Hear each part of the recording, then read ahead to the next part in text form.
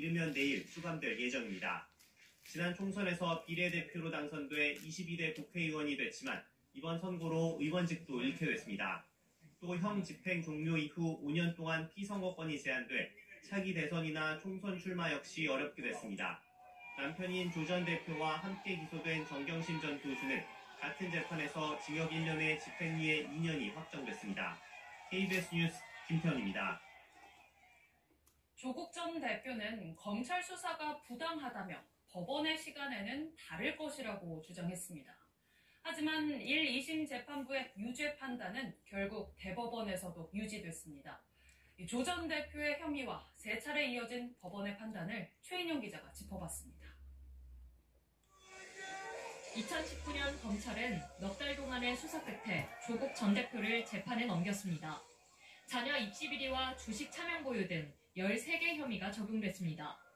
조 대표는 혐의를 강하게 부인했습니다. 검찰이 왜곡하고 과장한 혐의에 대해서 사실과 법리에 따라 하나하나 반박하겠습니다.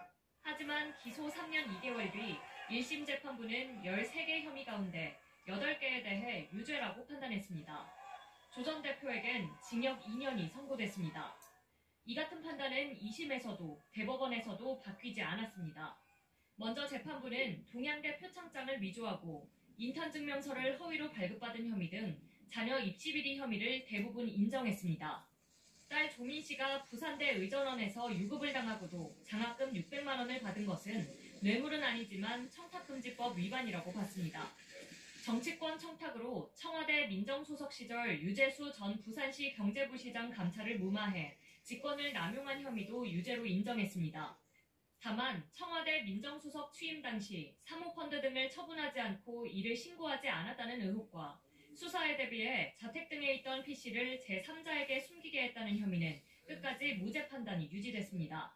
검찰은 형사소송법과 관련 규정에 근거해 통상의 절차에 따라 신속하게 형을 집행할 예정이라고 밝혔습니다. KBS 뉴스 최인영입니다. 조국 혁신당은 조 전 대표의 실형 확정에 판결을 존중하지만 납득하기 어렵다면서 검찰개혁을 흔들림 없이 완수하겠다고 밝혔습니다.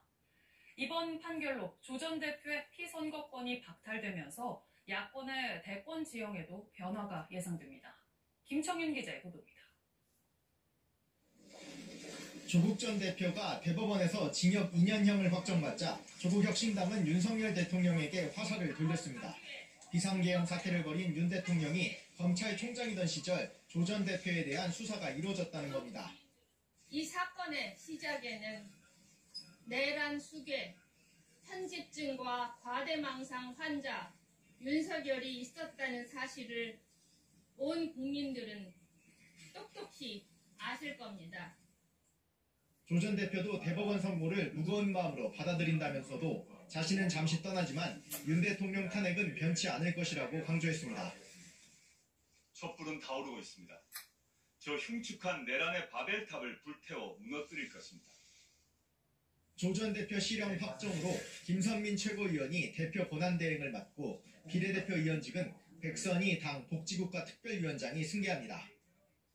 당대표 권한대행을 중심으로 조국 혁신당 당원과 대한민국을 사랑하는 민주 시민들의 뜻을 받들어 조국 혁신당의 길을 흔들림 없이 당당히 걸어갈 것이다.